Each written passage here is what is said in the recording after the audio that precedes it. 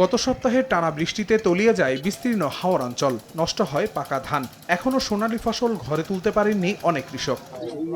শনিবার ব্রাহ্মণবাড়িয়ার মেদির হাওর এলাকা পরিদর্শন করেন কৃষিমন্ত্রী মোহাম্মদ আমিনুর রশিদ। কৃষকদের সঙ্গে কথা বলেন তিনি। ক্ষতিগ্রস্তদের তালিকা করে সহযোগিতার আশ্বাস দেন মন্ত্রী। মাননীয় প্রধানমন্ত্রী আপনাদের হাওর অঞ্চলের কৃষকদের জন্য উনার এই ক্ষতি পুষিয়ে নেওয়ার জন্য আমরা একটা প্রোগ্রাম তৈরি করছি। ওই প্রোগ্রামের কাজ চলতেছে।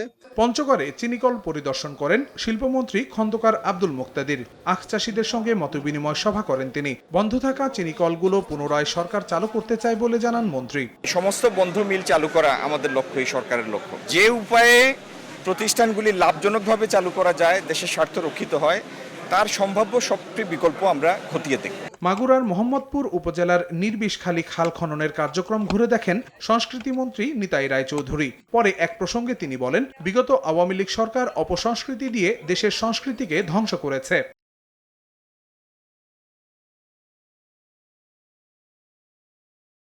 বিদেশি নতুন কুদ্দন অপসংস্কৃতি এই জায়গায় সবসময় এইগুলো দেখানো হয়েছে। দেশীয় সংস্কৃতি ধ্বংস করেছে। প্রকৃত শিক্ষা ব্যবস্থা শিক্ষা ফিরে আনতে চাই, আমরা সংস্কৃতির মান উন্নয়ন করতে চাই। এছাড়া সিলেট রেলওয়ে স্টেশন পরিদর্শন করেন রেলপথ প্রতিমন্ত্রী হাবিবুর রশিদ। জানান, রেলওয়ের দখল করা জায়গা উদ্ধারে এরই মধ্যে নির্দেশনা দেয়া হয়েছে। রেলের যে সকল জমি বেদখল হয়েছে সেগুলিকে আমরা দখলমুক্ত করার জন্য কিন্তু আমরা নির্দেশনা দিয়েছি, এবং সেই নির্দেশনাগুলি আমার মনে হয় যে একেবারে মাঠ পর্যায়ে চলে আসবে। প্রধানমন্ত্রীর ঘোষণার পর Sylhet Dhaka Chattogram rail line dual gauge করতে সমীক্ষা চলছে বলেও জানান রেলপথ প্রতিমন্ত্রী।